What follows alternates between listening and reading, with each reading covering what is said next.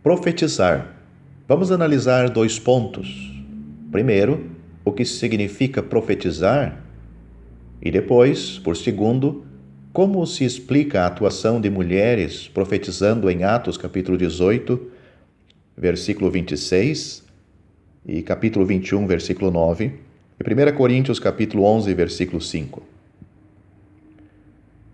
Primeiro, o que significa profetizar? A origem ou etimologia da palavra profeta, tanto no Velho como no Novo Testamento, é anunciador. Veja Êxodo capítulo 7, versículos 1 e 2. Do grego temos que o significado de profetizar é fornecer luz. Sendo assim, o sentido bíblico da palavra profeta ou profecia é o de falando da presença de Deus, ou melhor, a partir de sua presença, expor os oráculos de Deus. O resultado é que os corações e consciências dos ouvintes são colocados sob a sua luz. Aquilo que, por natureza, se opõe a Deus é então confrontado com essa luz. O profeta Elias disse a seu próprio respeito: tão certo como vive o Senhor, Deus de Israel, perante cuja face estou. 1 Reis, capítulo 17, versículo 1. Elias estava diante de Deus, por vezes até prostrados, e é por isso que podia falar desde a sua presença. 1 Reis, capítulo 18, versículo 42, capítulo 17, versículo 1 e capítulo 18, versículo 15. Quando Pedro escreveu a respeito dos oráculos de Deus, palavras que procedem da boca de Deus, então ele está justamente se referindo a esse aspecto do serviço profético. 1 Pedro capítulo 4, versículo 11. Geralmente se associa as palavras profeta ou profecia com uma pronunciação de fatos futuros. Isso, no entanto, não é bem correto. Elias, aliás, também fez algumas predições, como quase todos os profetas do Velho Testamento. Contudo, não é esta a principal característica de um profeta, mas o fato de que está falando os oráculos de Deus. Ainda que os profetas do Velho Testamento também tenham feito predições, estes igualmente dirigiam muitas exortações e advertências ao povo.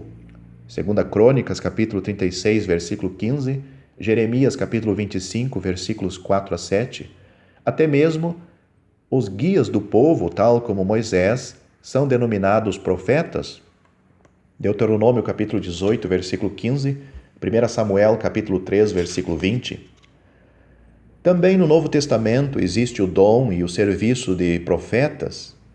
As verdades cristãs a respeito da salvação foram primeiramente anunciadas pelos apóstolos e profetas do Novo Testamento, designados pelo Senhor Jesus, os quais, por meio desse serviço, lançaram o alicerce para a Igreja de Deus.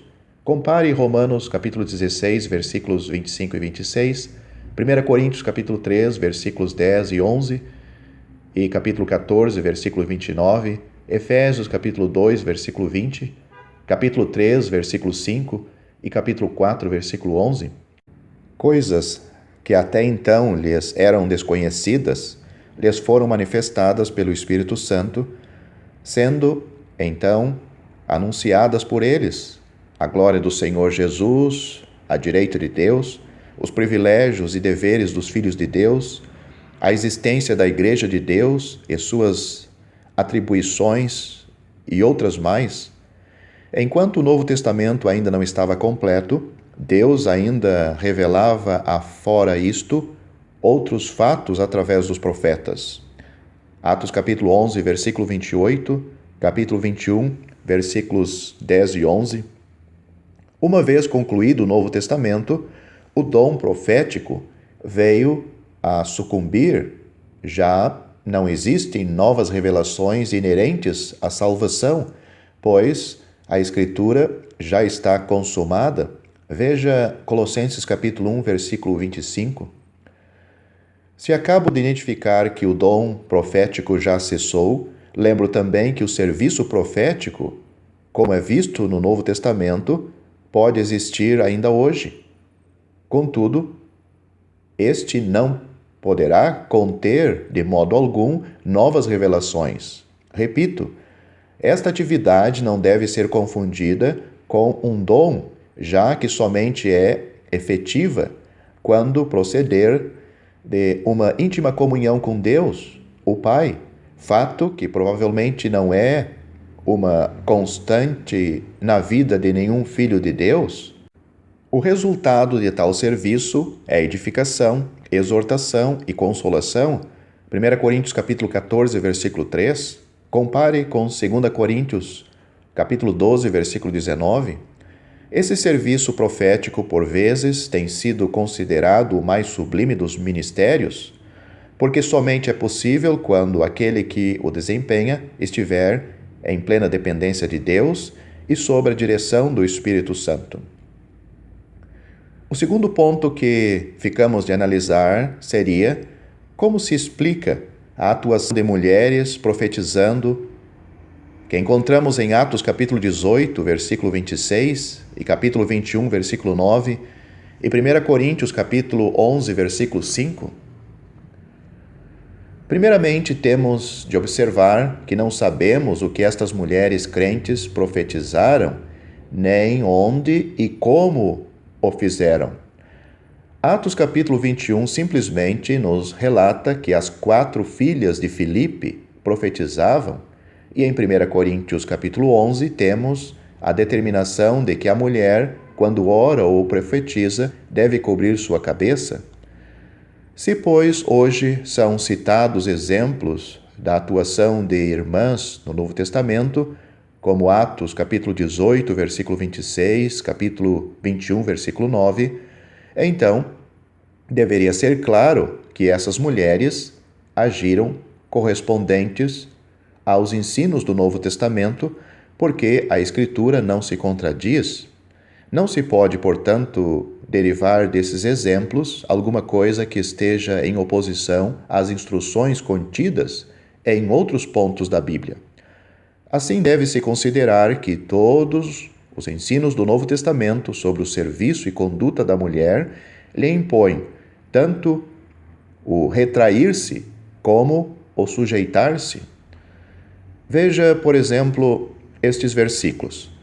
1 Coríntios capítulo 11, versículos 1 a 16, mostra o homem é o cabeça da igreja. Isso implica que a mulher expresse isto cobrindo sua cabeça quando ora ou profetiza. 1 Coríntios capítulo 14, versículos 34 e 35, na igreja a mulher deve permanecer em silêncio e em sujeição. Efésios capítulo 5, versículos 22 e 23, ante o marido, o comportamento indicado é o de sujeição e respeito, enfatizado 3 vezes, nos versículos 22, 24 e 33. Colossenses capítulo 3, versículo 18, a mulher convém ser submissa. 1 Timóteo capítulo 2, versículos 9 a 15, submissão, modéstia, bem como não ensinar nem usar de autoridade sobre o marido. 1 Pedro capítulo 3, versículos 1 a 6, mais uma vez, a submissão, além da mansidão e da quietude. As passagens citadas contêm, por um lado, diretrizes gerais para a conduta da mulher crente, sendo que todas, sem exceção, visam discrição ou reserva perante o marido e em público. Por outro lado, mantêm e também apresentam orientações específicas para o desempenho de seu serviço espiritual. Primeiro, nas reuniões, a mulher deve permanecer calada, 1 Coríntios capítulo 14, versículo 34. Segundo, a mulher não deve ensinar e nem exercer autoridade sobre o homem, porém, manifestar quietude, 1 Timóteo capítulo 2, versículo 12. Terceiro, quando ora ou profetiza, a mulher deve se cobrir, 1 Coríntios capítulo 11, versículos 5 e 6. E quarto, como razões para esta conduta da mulher são apresentadas a ordem da criação e a queda no pecado, 1 Coríntios capítulo 11, versículo 9, e 1 Timóteo, capítulo 2, versículos 1 a 14. Este seu comportamento é um testemunho que os anjos devem ver. 1 Coríntios, capítulo 11, versículo 10 e Efésios, capítulo 3, versículo 10. Dentro destas orientações, ainda existe um vasto campo de atuação para a irmã espiritual. Mesmo sem palavras, ela pode ser um testemunho para o Senhor por meio de um exterior decente e modesto e por meio de boas obras. 1 Timóteo, capítulo 2, versículos 9 e 10, capítulo 5, versículo 10, 1 Pedro, capítulo 3, versículo 1. Ela pode, por sua conduta, ser um suporte ao serviço ou ministério de seu marido.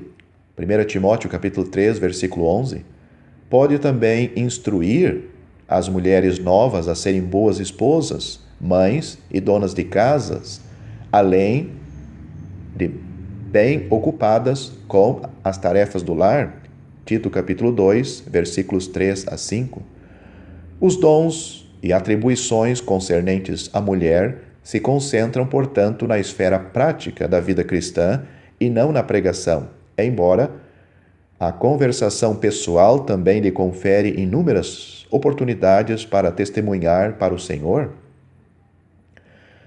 Em Atos capítulo 18, versículo 26, Priscila certamente nada fez que estivesse em oposição às indicações bíblicas que já citamos, porém, na devida maneira, ela foi um suporte a seu marido Áquila, quando das instruções a Apolo.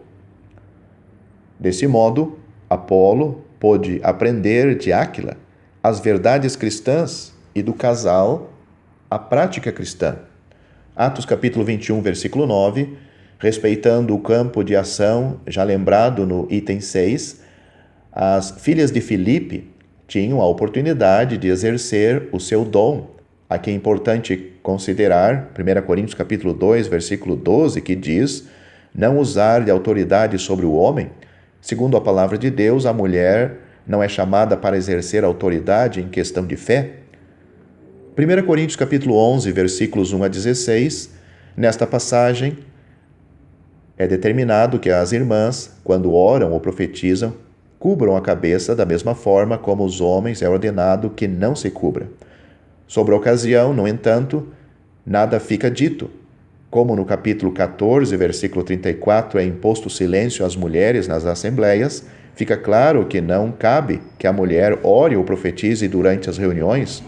Também aqui vale o princípio que, de tais pontos bíblicos, nada se pode derivar ou deduzir que, no entanto, esteja em oposição aos demais ensinamentos da palavra de Deus, nem sequer que venha a ampliar disposição existentes. Isso toda irmã espiritual há de reconhecer. Ainda que nas reuniões as irmãs permaneçam caladas, também ali lhes cabe cobrir a cabeça, porque em tal lugar estamos reunidos na presença de Deus, na condição de sua assembleia, para que, sob a orientação do Espírito Santo, possamos juntos orar e, pela profecia, sermos edificados, exortados e consolados. Ultimamente, devido ao movimento de emancipação e igualdade da mulher no mundo, tais questões têm sido colocadas com frequência cada vez maior. Em parte, até mesmo verdadeiros crentes têm encarado e tratado as questões sobre o ponto de vista mundano. Nisso fica evidente a influência de Satanás, que desde o princípio tem semeado dúvidas nos corações a respeito da veracidade da palavra de Deus. Se, porém, nós e nossas mulheres ativermos-nos à palavra de Deus, teremos uma rica bênção, ainda que alguma irmã, porventura, ainda não o entenda agora, já estará honrando ao Senhor por mostrar sujeição e não, como Eva, agindo independente ou até mesmo contra o seu marido, o cabeça. 2 Coríntios capítulo 11, versículo 3.